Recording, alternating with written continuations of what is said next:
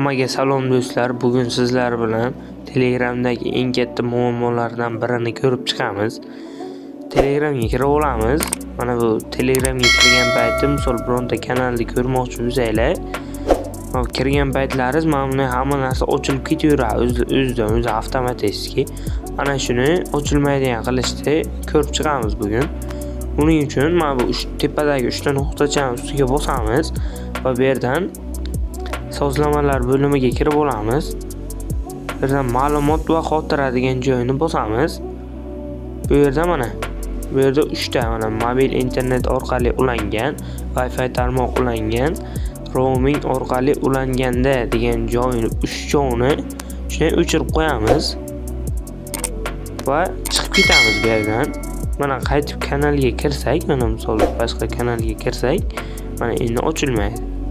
Ochilmaydigan qilib qo'ydik. Rahmat hammaga.